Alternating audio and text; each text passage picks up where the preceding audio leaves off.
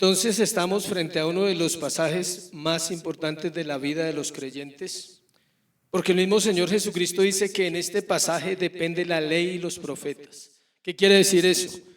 Si una persona solo tuviera estos versículos, sería suficiente para ser un excelente creyente, un excelente cristiano. Amar a Dios y amar al prójimo como a nosotros mismos. Presentaremos los argumentos para mostrar, por un lado, el error tan terrible de pensar que podemos amar sin conocer a Dios, y también aprenderemos que el amor propio es una realidad, pero que no es como lo hemos escuchado. Le adelanto la respuesta: ¿existe el amor propio? Sí, pero no es tan beneficioso para nosotros, es un problema para nosotros.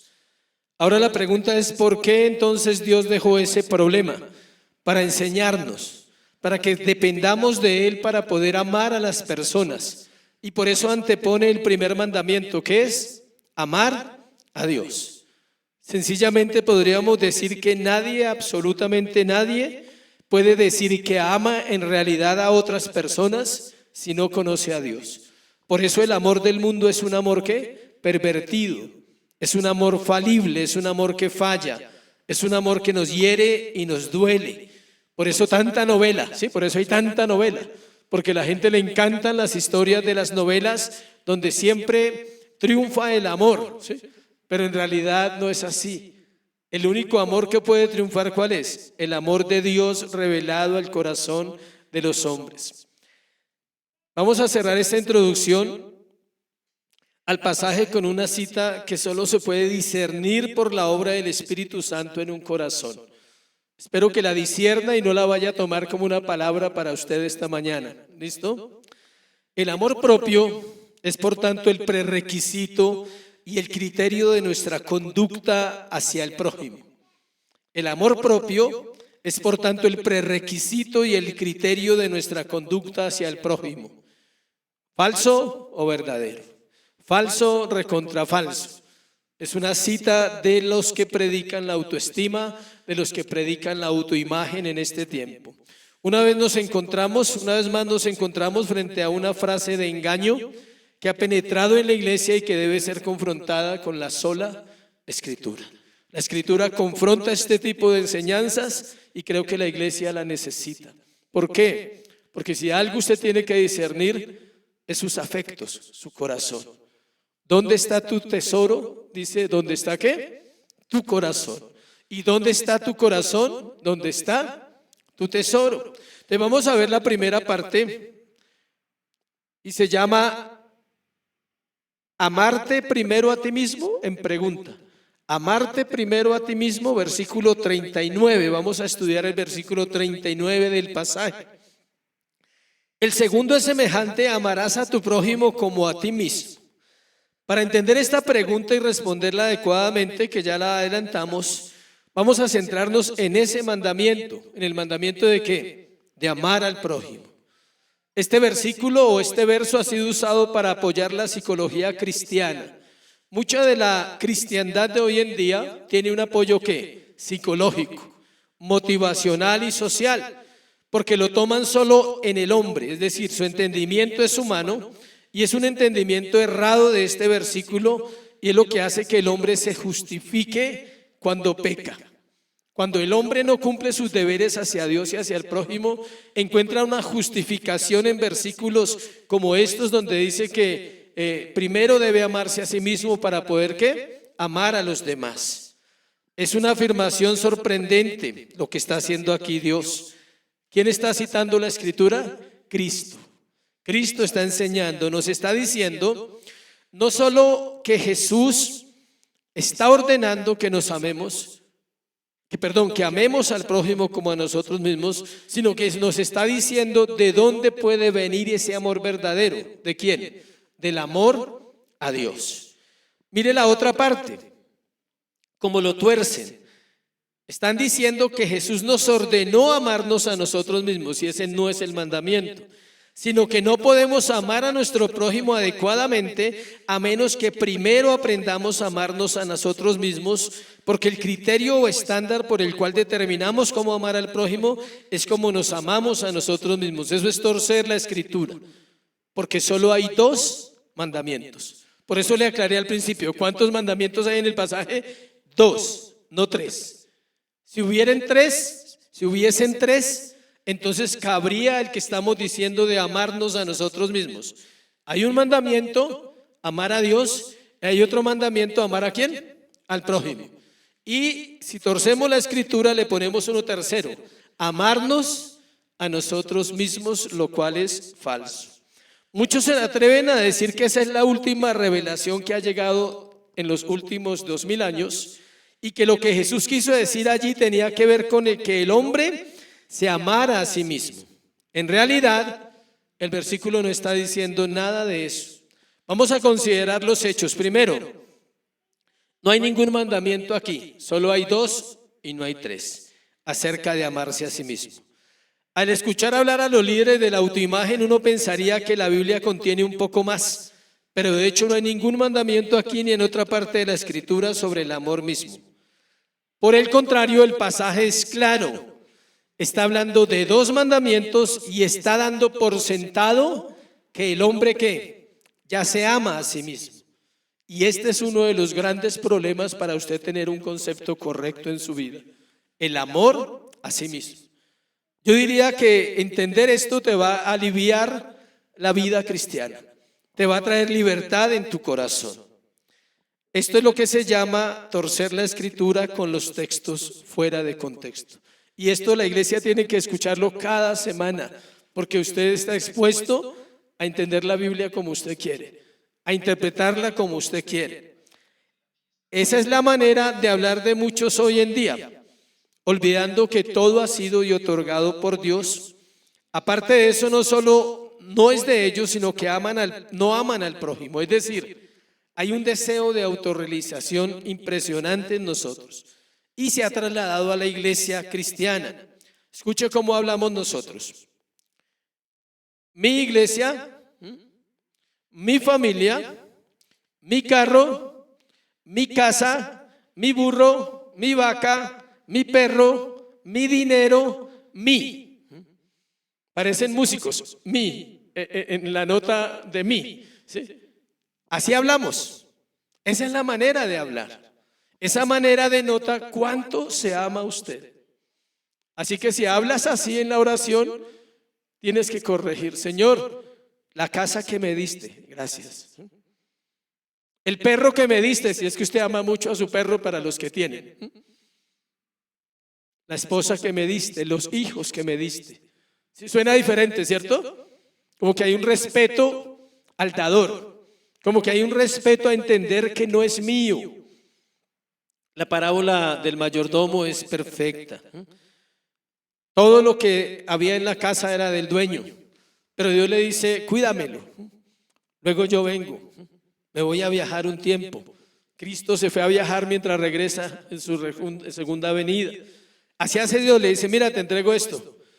Los años que vas a vivir en la tierra te voy a dar una cantidad de cosas solo para que las tengas.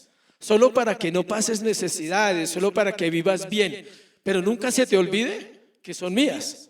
Un día voy a volver y te voy a pedir cuentas de todo lo que te di, porque no era tuyo, era mío. Y nunca fue tuyo, siempre fue ¿qué? Mío. Todo es del Señor. Entonces el amor propio nos lleva a eso, a adueñarnos de lo que no nos pertenece. Y tristemente esa es la manera de muchos como hablan hoy. Entonces no solamente se adueñan de lo que no les pertenece, sino que tampoco aman al prójimo porque las cosas son solo ¿qué? Suyas. Y siendo así es difícil amar al prójimo. Segundo, vamos a hablar del significado bíblico de lo que él quiso decir aquí, a profundizar un poquito más. Jesús en realidad está suponiendo o presuponiendo más bien el amor a sí mismo en este pasaje. Amarás a tu prójimo como a ti mismo. El mandamiento es amar al prójimo como ya te amas a ti mismo. En la traducción del griego original dice así: tienes que amar a tu prójimo como te estás amando a ti mismo. ¿Cuánto nos cuidamos, no? Siempre. Juiciositos el domingo para la iglesia. Así deberíamos cuidar al prójimo. Es el mismo tipo de amor que Pablo habla en Efesios 5. Acompáñeme allí para ver un paralelo parecido. Efesios 5, 28, 29. Aquí, como siempre, entramos en las relaciones personales. Efesios 5, 28 al 29. Así también los maridos deben amar a sus mujeres como a sus mismos cuerpos. El que ama a su mujer a sí mismo se ama. Porque nadie aborreció jamás su propia carne, sino que la sustenta y la cuida, como también Cristo a la iglesia. Está hablando que los hombres se aman a sí mismos y de esa manera deberían amar ¿a quién? A su esposa. Ahí dice claramente, dice, nadie aborreció jamás ¿qué? Su propia carne. Es decir, nadie se quiere causar daño a sí mismo. Pero cuando nos amamos demasiado, escuche, nos hacemos daño. Brotan cosas que están en el corazón y nadie las puso. Nadie le puso a usted el orgullo. Nadie le puso a usted lo egoísta. Nadie le puso a usted su ira, su rabia, su pensamiento. Simplemente está ahí y yo lo amo. Yo amo el corazón humano que tengo. Ese corazón que está lleno de cosas que a veces no logro entender, pero aún así no hago nada para corregirlo. Hay ejemplos de cuando nos amamos a nosotros mismos que a veces no nos hemos dado cuenta y quiero nombrar varios. Voy a citar 1, 2 y 3. O sea, en ese punto es el segundo punto, el significado bíblico. Simplemente es que sí nos amamos a nosotros mismos.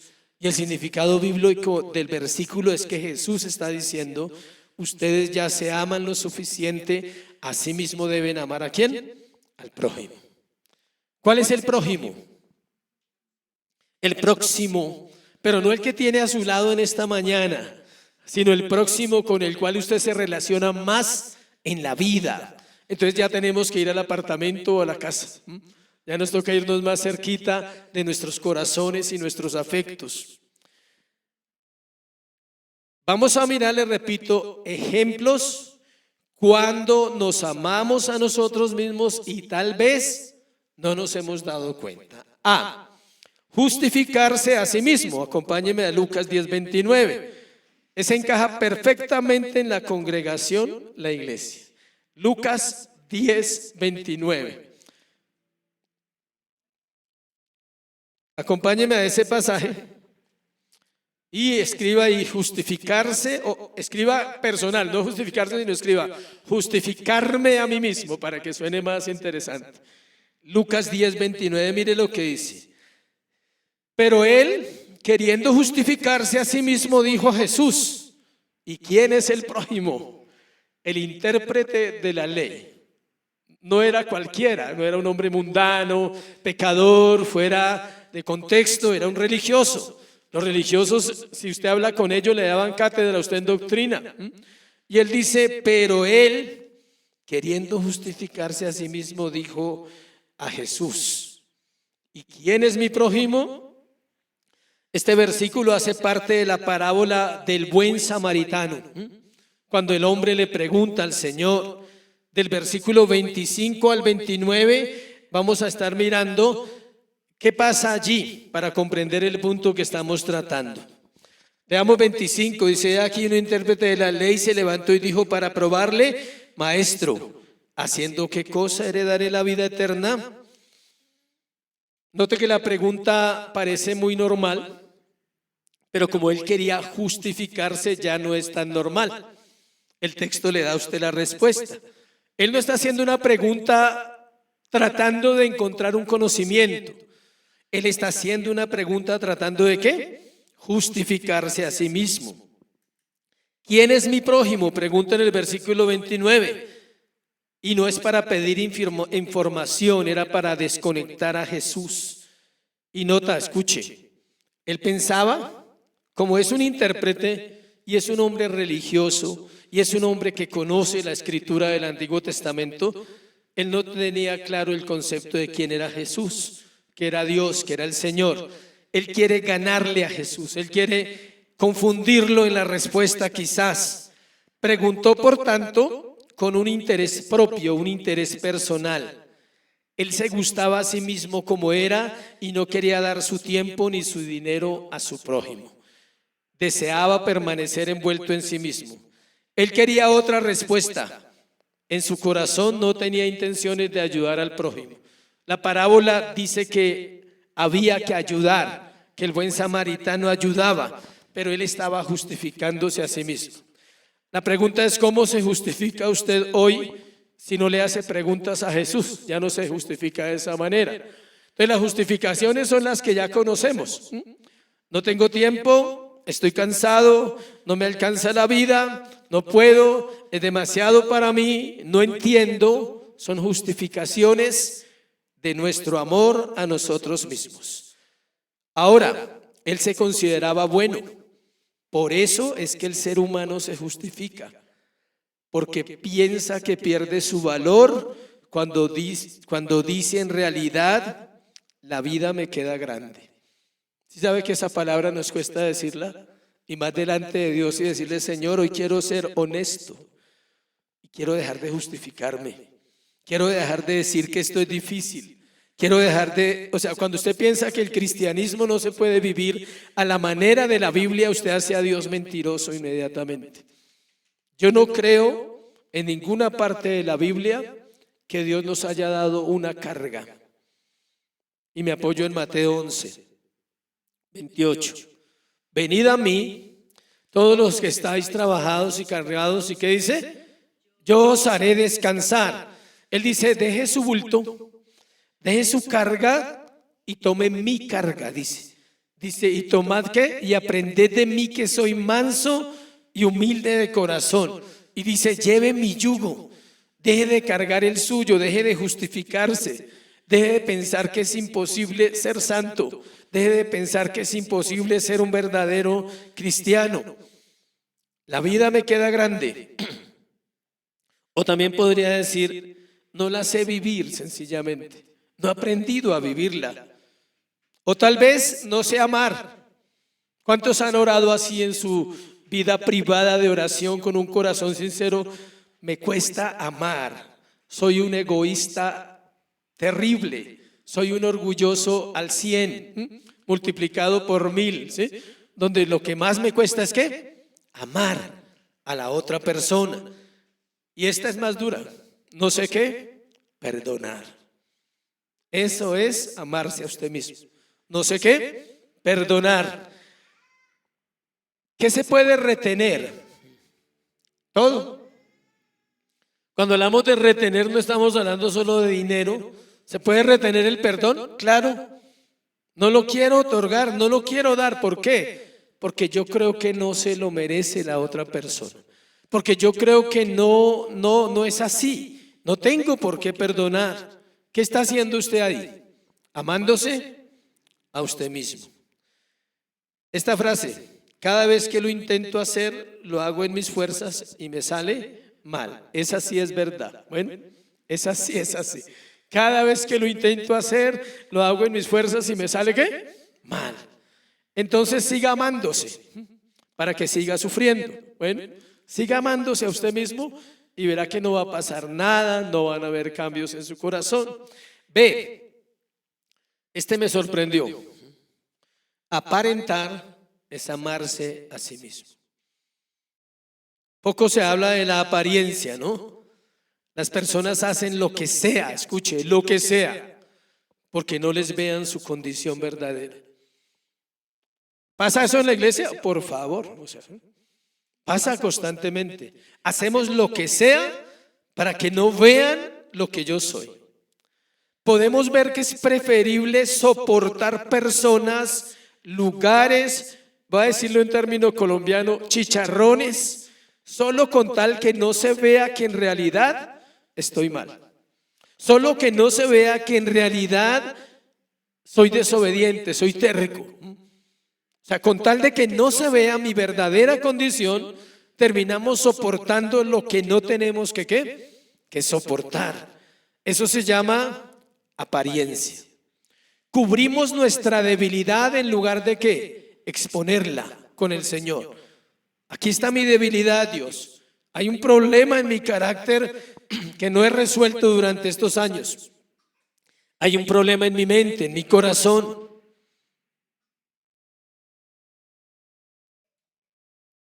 Lo que se nos olvida es que si no es Dios quien cubre nuestra debilidad, entonces la debilidad se va a revelar. ¿Sí me expliqué? Nosotros luchamos con esconder nuestra debilidad, todos acá, inclusive el que está predicando. ¿Listo? Para que ustedes no crean que son solo ustedes. Todos luchamos con esconder ¿qué? Nuestra debilidad. Escuche, hay alguien que puede esconder esa debilidad y lo hace. Dios lo hace, no alcahueteándonos, sino Él conoce el corazón que es débil, pero se humilla, que es débil, pero va y clama y le dice: Señor, no he podido, o sea, me cuesta, pero tú conoces mi vida, ayúdame. Pero cuando no es así, ¿qué pasa? Entonces Dios hace que esa debilidad se vea. ¿Para qué? Para quitarnos un poquito el amor propio. Para decir: sigues amándote tanto que no hay lugar para mí primero y no hay lugar para los demás. Sigues tratando de encubrir una apariencia que no vas a soportar.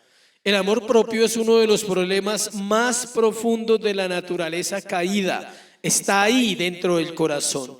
De esa naturaleza caída y de ese amor propio brota el orgullo y el egoísmo y me impiden agradar al único que es digno de agradar. Y es el Señor Jesucristo, es nuestro Dios. No lo puedo agradar mientras yo me ame a mí mismo demasiado. El profeta Juan, el Bautista, lo dijo mejor. Es necesario que ¿qué? Que yo mengüe para que Él crezca. Vamos a mirar Santiago 1 y mirar algunas cosas de esa apariencia, de esa doblez de corazón que tenemos a veces que tratar. Santiago 1:8. Vamos a ver varios versículos del hermano Santiago. Dice Santiago 1:8: el hombre de doble ánimo es inconstante en todos sus caminos. El hombre de doble ánimo es ¿qué? Inconstante en todos sus caminos. En estos versículos vamos ahorita a mirar otros del mismo capítulo. Queda claro que mientras no seamos responsables ante Dios en una búsqueda constante para iluminación de esta vida, entonces vamos a sufrir pérdidas hasta que nuestro amor por nosotros mengüe y el amor por Dios y el prójimo sean la razón de vivir. Hazte esta pregunta: ¿cuál es la razón de tu vida en Cristo? No estoy hablando externo, porque usted dirá: mi familia, no. ¿Cuál es la razón de tu vida en Cristo? ¿Qué piensas tú cuando piensas, valga la redundancia, en que Cristo te salvó, en que Él te llamó, en que te está santificando, en que tiene un propósito para tu vida? ¿Qué piensas? Al menos de pronto en decir: ¿cómo lo desarrollo? ¿Cómo hago para poder ser útil en esta labor? Pero Santiago dice que el hombre de doble ánimo es inconstante en todos sus caminos. El hombre de doble ánimo tiene que aparentar muchas cosas, porque no es lo que parece ser.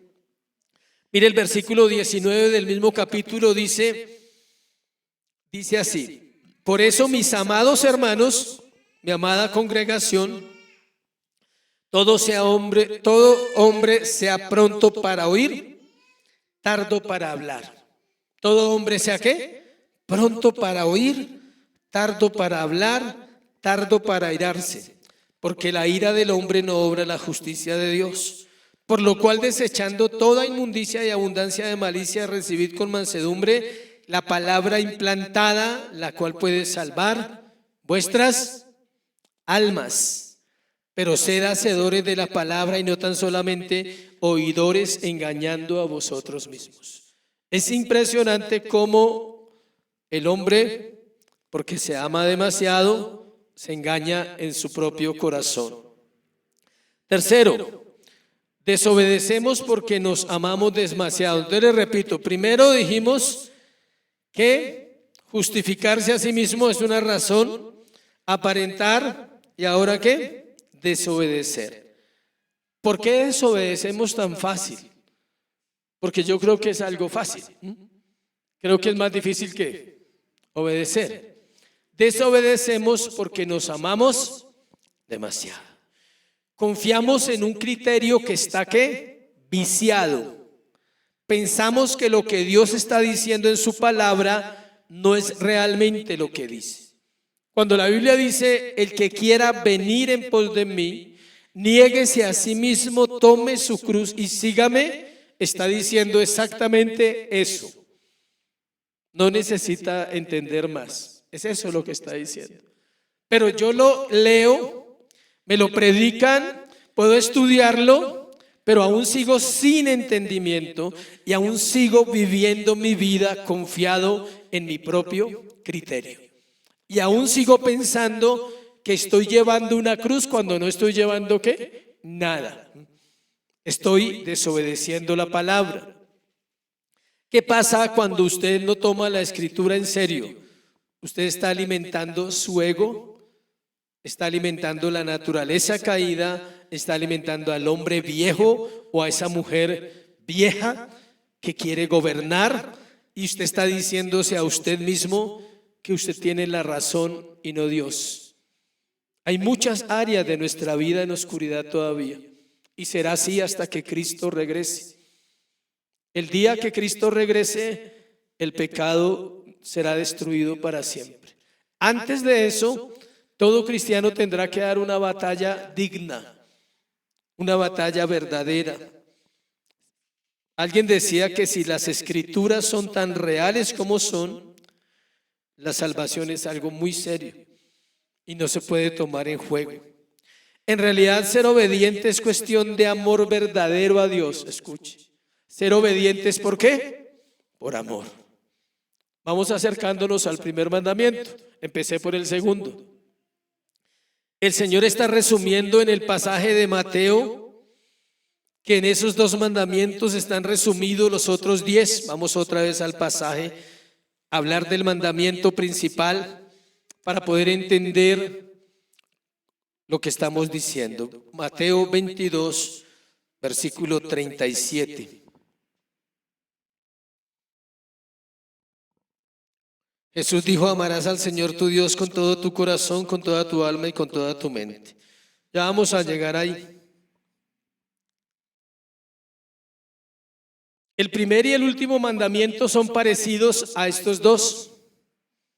Estos 2 mandamientos, ¿cuáles son? Amar a Dios sobre todas las cosas, ¿cierto? Voy a leerlo. Amarás al Señor tu Dios con todo tu corazón, con toda tu alma y con toda ¿qué? Tu mente. Ese es el mandamiento.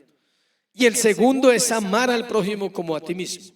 Y Jesús está diciendo que si usted vive esos 2 mandamientos, usted está cumpliendo la Biblia, escuche, la Biblia completa. Ahora recordemos el primero y el último mandamiento.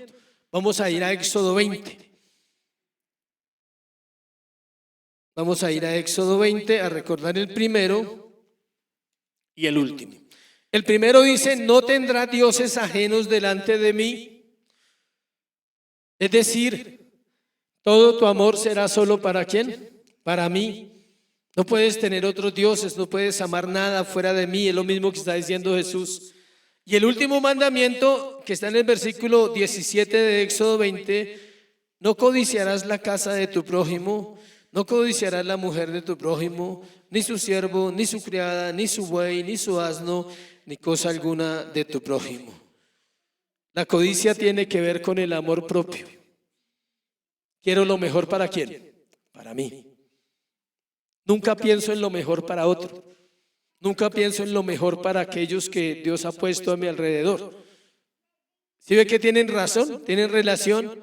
El primero con amar a Dios, el segundo con amarme demasiado a mí mismo, que podríamos decir que es un corazón ¿qué? Codicioso. Siempre lo mejor para mí, para mi núcleo cerrado y para nadie más. En efecto, entonces Jesús estaba diciendo que los criterios para amar a Dios y a los demás se encuentran en la palabra y no en nosotros.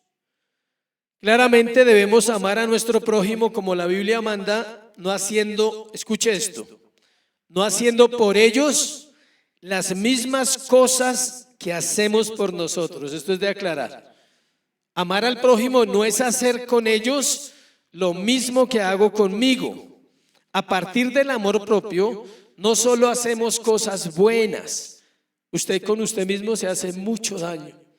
Yo diría que nadie nos hace tanto daño como nosotros mismos. Por nuestra actitud, por nuestra irreverencia, por nuestra falta de compromiso, nuestra negligencia, nuestra pereza, hace que suframos en la vida cristiana. Y luego, ¿qué pasa? Lo que dice Santiago. El hombre de doble ánimo es que inconstante en todos sus caminos. Y otra parte dice que peca y luego se irrita contra Dios. Señor, la mujer que me diste. No, el marido que me tocó. No, las finanzas que me tocaron en esta tierra. No, es el amor propio. ¿No has entendido que la vida funciona al revés? Es darse a los demás. ¿Para qué debe vivir un cristiano? Para la gloria de Dios. ¿Y qué glorifica a Dios? Servir a los demás, iglesia. Darse a los demás, entregar su vida por una causa que vale la pena. Entregamos nuestra vida por una empresa, por una familia, por muchas cosas. Entregamos la vida. Temporales. La causa de Cristo es ¿qué? Eterna. Permanecerá para siempre. Estaremos con Él para siempre. Dice que cometemos, escuche las cosas, ¿por qué no podemos hacer lo mismo por nuestro prójimo que hacemos por nosotros mismos? Porque nosotros cometemos adulterios, mentimos, robamos, comemos demasiado, cometemos pensamientos pecaminosos y las cosas que hacemos por nosotros mismos, entonces no son el criterio para amar a los demás.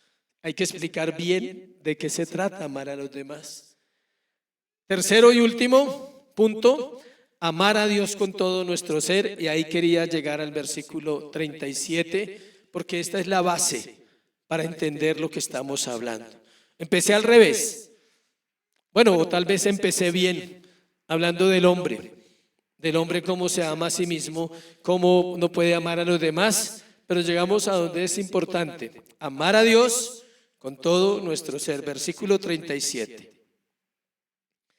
Ahora hablaremos de cómo se soluciona el problema del amor propio. Y está basado en el amor más importante de esta existencia en la tierra, y es el amor a Dios. En la medida que amamos a Dios, amaremos al prójimo correctamente, y entonces el amor que tenemos por nosotros mismos, que Él ya está ahí, será dominado. ¿Y será qué? Equilibrado. El hombre jamás dejará de amarse a sí mismo. Tenemos que aprender a vivir con eso. Pero puede aprender a que ese amor está sujeto ¿a quién? Al amor por Dios, el amor que tengo hacia Dios. Versículo 37 empieza con las palabras, con la palabra amarás, dice. Amarás al Señor tu Dios, dice. Amarás al Señor tu Dios. El significado de amar, de amor, perdón, se trata sencillamente de ¿qué? De dar. El mejor ejemplo es el versículo clásico de la Biblia. ¿Cuál es? Juan 3:16. Porque de tal manera amó ¿qué? Dios al mundo que dio. ¿Usted quiere entender un concepto de amor bíblico? Se trata de ¿qué? De dar. En todo. En toda relación usted espera y no da. La relación de los esposos, el esposo espera que la esposa dé, pero él no da. La esposa está en la misma tónica, esperando que el esposo dé, y ella no da. Creo que eso no es falso y creo que es muy cierto en nuestro contexto. Si hablamos de los padres y los hijos, igual. Los padres están esperando los hijos excelentes, o sea, los mejores hijos del mundo, o sea, las santas y los santos. ¿Y qué das tú? ¿Oras por ellos todos los días? ¿Eres ejemplo para tus hijos? ¿Pueden ellos decir, solo aprendí cosas buenas, no vi nada, me enseñó a obedecer, me enseñó a no mentir, me enseñó a decir la verdad? ¿O solo es una apariencia de piedad y tus hijos leen más claro eso que cualquier otra persona? Y si hablamos de las relaciones en la iglesia, ¿damos a los demás? ¿Buscamos tener relaciones entre otros que no sea solo con el pastor o solo con el núcleo cerrado que tenemos en la iglesia? ¿Buscamos dar a otras personas? Y no estoy hablando de plata, quiero aclarar. Quiero aclarar que no estamos hablando de dinero, esa es otra parte, que es la parte económica en la ofrenda, que también es importante, pero estamos hablando de dar como persona, dar tiempo a otra persona, dedicarle vida a otra persona, y no a uno, a varios. Dios te da la oportunidad de dedicarle tal vez la vida a varias personas en el servicio que Cristo nos pide, y tú lo haces. Siempre les he hecho una pregunta a los miembros de la iglesia: ¿cuál es la última persona que has discipulado? ¿Cuál es la última persona que has dedicado tiempo? Tu tiempo, tu espacio, sacrificar, madrugar, cuadrar, ir, estar, eso es amar, según la Biblia. No, yo lo amo, súper, ahí vamos bien. No es ese tipo de amor falso, yo le amo, gracias. ¿Sí? Pero es el amor que entiende el corazón del otro cuando está mal. Es el corazón que puede ayudar a la persona. Pero está basado en amarás a Dios ¿con qué? Todo tu corazón, toda tu alma, toda tu mente. El amor anula la ley por medio de sobrepasar la ley. Escuche, ya que el amor contiene su propio sentido de obligación. Si una madre escucha el llanto de sus niños, corre a su lado sin estar obligada por el deber legal. Hay un amor ¿qué? Natural en su corazón que la lleva a mirar qué le pasa al chinito, qué le pasa a la chinita que está chillando, entonces corre hacia allá. No necesita que el mandamiento le diga esté pendiente de su hijo, no, lo tiene en su corazón, es natural. El amor no necesita la ley, escuche. El amor no necesita ninguna ley. Por tanto, cuando se le manda a los cristianos amar, el mandamiento es tanto un juicio contra el desamor como una prescripción para ser amante. Les voy a leer esta parte. Cuando se le manda a los cristianos amar, el mandamiento es tanto un juicio contra el desamor como una prescripción para ser ¿qué? Amante. La Biblia habla mucho de amar y manda mucho amar. Escuche, es un juicio. No es que un consejo. Dios está diciendo ustedes son demasiado egoístas, demasiado orgullosos, demasiado centrados en ustedes mismos. ¿Sabe por qué la iglesia no ha conquistado lo que debe conquistar? Por eso. Porque nosotros ya somos salvos, pero no nos interesa la salvación de otras personas. Y eso se evidencia en el fruto. Eso se evidencia en las pocas personas que se invitan a la iglesia. La iglesia es egoísta y la iglesia es orgullosa. ¿Sabe por qué? Porque tiene la palabra y porque tiene al esposo. La pregunta es si eso agrada al esposo. Esa es la pregunta importante. ¿Estoy agradándote, mi Señor? ¿O estoy siendo un aprovechado de ti, de tus beneficios, de tus recursos, de todo lo que haces? Juan 13:34, leámoslo por favor.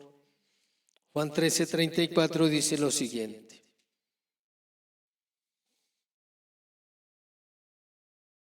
Un mandamiento nuevo os doy, que os améis unos a otros como yo os he amado, que también os améis unos a otros. Pero lea el siguiente para que no se quede solo con ese. En esto conocerán todos que sois ¿qué? Mis discípulos, si tuvierais amor los unos por los otros. Note lo que dice. Manda a amar. Y dice, no hay otra manera en que la humanidad pueda ver y entender que ustedes son discípulos de Cristo, sino si se aman unos a otros. Ahí, note que él está hablando del mismo mandamiento de amarnos ¿qué? Unos a otros. Jesús es el modelo de ese amor porque nos amó hasta el final. Me gustó esta frase. Moisés dio forma a la ley del amor, pero solo Cristo pudo darle sustancia. Moisés dio forma a la ley del amor, pero solo Cristo pudo darle sustancia. ¿Cómo se mide el amor de un cristiano? Pregúntese eso. No hay un metro, una regla, pero hay una persona, Cristo. Pregúntate, ¿cómo es tu relación con Cristo hoy actual? No te estoy preguntando si eres salvo, di, ¿cómo es mi relación con Él? ¿Le conozco? ¿Le amo? Le amo tanto que quiero hablar con Él seguido, todos los días quiero hablar con Él. Para ser más cercano, ¿hablaste con Él esta mañana? ¿O viniste a la iglesia a escuchar su voz y no le diriges la palabra casi fuera de la iglesia? ¿Sí entienden? ¿Vienes a que Dios te hable en la iglesia? Y Dios lo va a hacer por misericordia, o para corregirte, o para enseñarte, o para exhortarte, que es animar y es llevar a otro nivel. Pero la pregunta es, ¿tú quieres que Él te hable y tú no le hablas a Él? O sea, ¿tú quieres que Él te ame y tú no le amas a Él? Porque para amar se necesita una ¿qué? Relación. Y por eso nos cuesta tanto el amor de pareja, a propósito. Porque nuestra relación no es como debe ser en las parejas. Entonces, igual, no hablamos y creemos que todos nos entendemos. Entonces uno da por sentado que la esposa lo entiende y ella está convencida que nosotros la entendemos. Y no es así. No hay relación. La sustancia del amor a Dios es Cristo. La vida de Cristo es la norma final por la que un cristiano mide la virtud en él y en otros. ¿Cuánto hay de Cristo en tu corazón para otros? Escucha. No buscando la solución a tu problema. No buscando vivir en paz y no pelear con nadie y menos con la familia. Porque es lo más feo. Uno quiere eso. Cristo perfeccionó la naturaleza humana amando a Dios con todo su corazón y a su prójimo como a sí mismo. Cuando habla el texto de corazón, mente y ¿qué? Alma, dice Mateo. Amarás al Señor tu Dios de a poquitos. No, dice, con todo ¿qué? Tu corazón, con toda tu alma, con toda tu mente, es decir, con todo tu ser. Dios quiere el ser del hombre total, su cuerpo, su corazón, sus pensamientos, sus emociones, sus sueños, si los tiene, unidos a los de Dios. Sus deseos más profundos, decir, ¿son buenos? ¿Son malos? ¿Quiero casarme? ¿Es bueno? ¿No quiero casarme? ¿Es bueno? ¿Sí? No es lo que tú quieres, es lo que Dios dice. Quiero emprender esto, ¿será que sí? ¿Será que no? Eso es una relación completa. El cuerpo también merece cuidado a propósito. Para eso existe hoy en día muchas cosas. Pero el cuerpo no es ajeno a la espiritualidad. Y tenemos que orar porque nos enfermamos y entonces creemos que Dios siempre nos va a sanar cuando nos enfermamos. La pregunta es, ¿tú te cuidas? ¿Estás haciendo lo que tienes que hacer para cuidarte? ¿Estás mirando en el corazón si hay cosas que están provocando en mi vida alguna situación? Porque nosotros somos seres ¿qué? Espirituales. Y hay una tendencia de espiritualizar lo que me conviene y de tomar de manera física lo que no me conviene. O perdón, lo que también me conviene. Entonces caemos en el error de decir qué es de Dios y qué no es de Dios. Pero tiene que ver mucho con la relación que tenemos con el Señor.